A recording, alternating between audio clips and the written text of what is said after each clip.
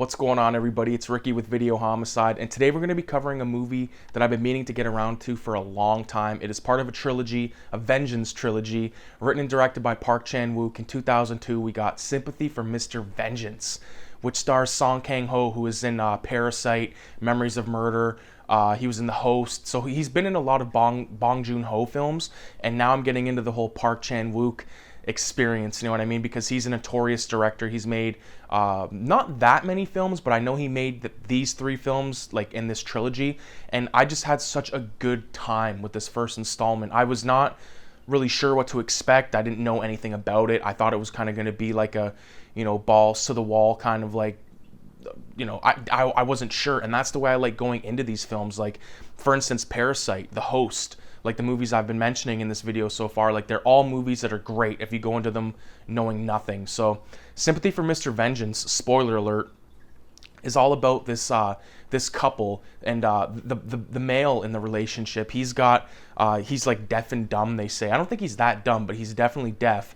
And his sister is suffering from some sort of ailment where she needs to get a new kidney, and he's doing everything in his power, but then he gets laid off from his job, so now he's like cashless. And it just so happens that as soon as he got laid off from his job, he ends up in this like little bathroom taking a piss, and these dudes come in and they slap these stickers up on the wall saying like organs, like don't sell your organs, and he's thinking he can sell his kidney since it's not a right blood match for his sister, so he can get a new kidney for his sister. And he goes to this very black market kind of like organ donor place. It's really just like a construction site, like a building that's being put up, and there's like a corner of it where there's a little bit of a surgical table and equipment like that. The other corner, there's like this old woman who's just shooting up heroin, and she's like, yep, so here we go. And they put him out. He wakes up in this construction site with a kidney missing and no money and no nothing to be found. So of course his sister is pretty much fucked at this point unless he can raise all this money. And him and his girlfriend, who's like this radical sort of right-wing chick that's totally about like they want to be South Korean with no American influences, as far as I could tell. So the couple decide to kidnap his boss's old daughter and hold her for like 26 million won, which I'm not sure how much that translates into Canadian dollars, but I'm sure it's quite a bit. So the couple takes the girl over to the guy's sister's house, who's the one suffering from the kidney thing, and they tell her, hey, we're babysitting this girl. Can you look after her for a little bit while they handle they're getting their money from this kidnapping? She's like, yeah, sure, no problem. And she eventually puts it together that this girl has been kidnapped, and she commits suicide in the bathroom. And the brother's like totally sad, and like they have this pact, which I thought was very like sweet, where they would be buried at this river, like over by this river where they played at when they were kids. So he takes the girl and he takes the little girl to the river spot, and he buries his sister. And at the same time, there's this kind of like mentally challenged dude like fucking around, like trying to stop the guy from burying his sister. And the guy's just kind of like, get the fuck out of here, you know what I mean? And like, he's deaf. Don't forget that he's deaf. So the girl that's been kidnapped is waiting in the car this whole time, and she gets out, she goes over to where the brother is, and she actually falls into the water and drowns. So now he's dealing with his sister's dead, the kidnapped victim is dead, and he doesn't know what the fuck to do. So now the father of the little kidnapped girl discovers that his daughter's murdered, and he starts going insane. Like, he sells his house, he sells all of his assets and all that kind of shit. He sells the company, and now he's just dedicating his life to finding the murder or murderers of his daughter. And he goes about it in a very calculating like way. I love the way that he plotted out how he was going to take revenge, because what he basically did was, with the aid of the police and a little bit of sort of coincidental luck and a little bit of placed plot devices throughout, he figures out who these people are. All right, and he makes a visit to the apartment, and it's there where he finds the girlfriend. He tortures her in order to find out where the brother or where her boyfriend is, like the kidnapper in question. And at the same time that he's torturing the girl, the guy is located where this underground sort of black market organ dealer is, and he takes all three of them out. And it's very fucking satisfying to see these scumbags go down. So after the long day of torturing this chick, he eventually does kill her, and she gives him a warning saying that, you know, if I die, my terrorist organization group is gonna find you, they're gonna kill you. I've gave them your picture, so, you know, just leave me alone, let me, you know, don't kill me, kind of thing. And he's like, fuck that, and he kills her dead. And it's like, you're happy. It's like it's a good title of a film, because I'll get to like the ultimate spoiler at the end of this here. But I loved how the father's dedication to his daughter is just like, you know what, I don't give a fuck, I don't care what you say, I'm killing you, I'm killing your boyfriend. And then he ends up pulling a sort of Kevin McAllister doorknob trick on the boyfriend when he comes to this apartment, where he's been sitting, and you find out that he actually was eating the kidneys of those organ donors, or those organ donor bastard black market motherfuckers, which I thought was like very crazy. And what I mean by Kevin McAllister trick, he like sets up the same device that he used to kill the girl in order to booby trap the door, and gets, you know, I don't want to say how, because I think it's really cool how he does it. I don't want to give that shit away, but he ends up taking the guy to the same spot where his daughter died, and that's where the deed is essentially done. Now, to give away, like, this is a total spoiler warning right here. I think the best part of the film is the very ending, because as he's already killed the boyfriend, all of a sudden this Jeep just shows up, and it's the terrorist organization. And like the final shots of the film is the voiceover of the sister saying, like, if you kill me, my organization is going to kill you. And then like literally the last shots of the film are the body parts in these bags of the boyfriend, like along the water there. And I just thought it was insanity. So I love this movie, man. I thought it was so fucking well made, well shot. That's the thing. These South Korean guys, man, like South Korean girls as well, like they have an eye for this kind of shit, and they can just make movies look so spectacular. Like there's so much stuff in this movie that I didn't even talk about that I thought was amazing. You know, like the shots, for example, were just heavy duty. They have a really good talent of like just setting a camera somewhere in one spot and letting the conversation or letting whatever's happening happen without a million fucking cuts. And I really appreciate that. I love good storytelling, cinematic storytelling. It was fantastic. This is the kind of movie that makes me really pumped to know that there's a trilogy out of it. You know, I'm not sure to what degree, but I'm really looking forward to watching Oldboy and Lady Vengeance. So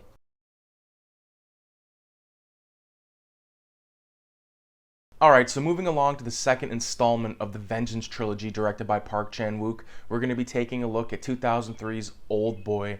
Now, this movie was a very, very pleasant surprise, because after I'd watched Sympathy for Mr. Vengeance, I was like, damn, this movie was like pretty goddamn good. Can it be topped?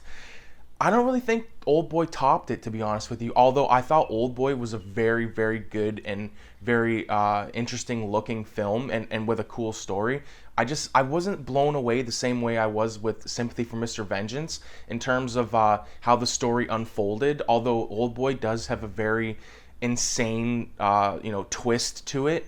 I didn't feel the same connection as I did with the first film in the Vengeance trilogy, but nonetheless, I did enjoy Oldboy. So let's kind of get into the story, what it's about. So it starts off with this man who was actually the actor that was in I Saw the Devil, playing like the serial killer dude.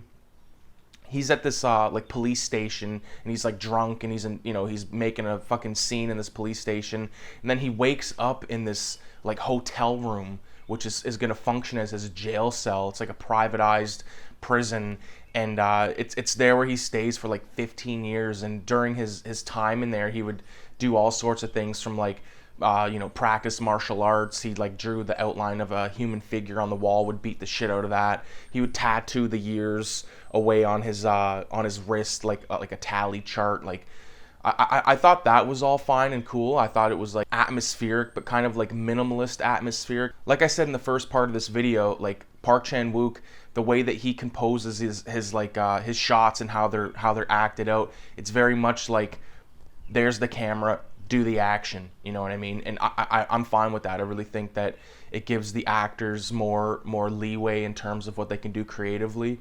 One of my favorite parts of like the whole jail sequence is like the opening shot where he's just kind of standing there with this like crazy smile staring at this painting. I really thought that was trippy, and I really like that painting. I wonder like what the story is behind that painting. I'd love to know. And then if you think that Andy Dufresne had it bad in Shawshank Redemption, using like a little hammer to break out of the prison, in Old Boy he attempts to break out of the prison with a chopstick, like a metal chopstick, and I just thought that was out of control. And one other thing I forgot to mention is in this prison, or in this, like, you know, prison cell hotel room, every once in a while when you hear the music play, like this music will start playing, you get gassed.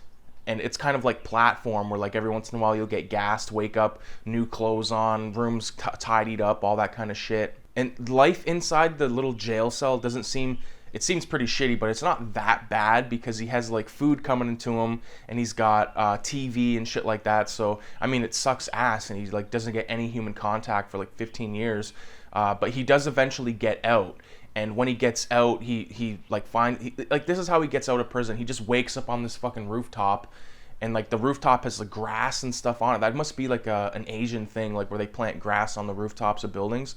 And he meets this guy that's like contemplating suicide, and they have this sort of little semi-profound conversation with this very interesting line where it's like just because I'm a beast doesn't mean I can't live, or some weird thing like that.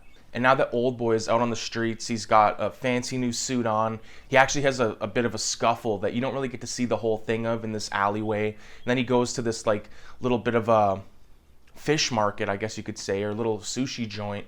And this hobo comes up to him and he gives him a cell phone and a wallet. And he's like, I know nothing. Don't ask me anything. So now he's armed with like a suit, a wallet, bunch of cash. He wanders into this sushi house. And he eats a fucking live octopus, which was disgusting to watch. And apparently it was real. Like, he actually did that. I think they shot it like 4 times. Like, just the thought of that is kife to me, man. It's in this sushi house where he meets this chick that ends up taking care of him because he has a bit of an episode in this sushi house, passes out. She takes him home, starts taking care of him. And, you know, he tries to bang her. She refuses. She eventually gives into it, and, you know, they have sex, and it's consensual. But while all this is happening, he's still trying to figure out what the fuck the jail thing was all about. And there's a really cool scene where he goes to the place and he's armed with a hammer, and he just takes out like 30 guys, and it shows all of it. Like, it's amazing. It's like one take, him walking through this hallway, beating the shit out of all these assholes, and then he goes into this elevator, and then like the elevator doors open, there's all these goons in there, and then it cuts to the elevator door opening, all the goons are falling out dead, and then Old Boy just like walks out like unfazed. He is a badass, I'll say that. Old Boy's definitely a badass. And he eventually finds out why he was there, and how he finds out he was there was the owner of the prison, this guy who actually he knew like when they were kids. Old Boy had told like this dirty secret of this guy, and the guy's sister killed herself, and the dude, like this businessman that owned the prison, like always held Old Boy responsible for that. And he basically mentally tortured Old Boy while in this prison cell, and then even after he's in the prison cell. So this is where it gets very spoiler heavy, and this is the twist of Old Boy. So if you've yet to watch it, definitely don't listen to this part of the video. So this prison warden dude, I don't even really know if he was the prison warden, but he was just this figure, like this guy that orchestrated all this shit, reveals to Old Boy that he's responsible for why Old Boy's in prison. And the prison dude played a very dirty joke on Old Boy. He made Old Boy basically fall in love with his own daughter. So the girl that saved him at the sushi house is his daughter. He had sex with his daughter, and all this fucking just like built up anger comes at the end of the film with Old Boy just going ape shit, man, and just like begging for forgiveness and calling him an asshole and cutting his tongue out and all this stuff. And the guy, like the businessman, the prison dude, like he's satisfied with Old Boy's apology, and then he goes into the elevator and just shoots himself in the head. And it's a twisted movie with the plot twist. But like I said, it's not the same kind of film as Sympathy for Mr. Vengeance. That movie to me is more believable than Old Boy. Like, there's parts in Old Boy where it's like super almost quasi psychedelic with like ants crawling out of his skin and all that kind of shit. It's not exactly a linear story like Sympathy for Mr. Vengeance was. But I'm definitely looking forward to checking out Lady Vengeance. So that will be the concluding part of this video. So I hope you're enjoying it so far. With that being said, I'll see you shortly.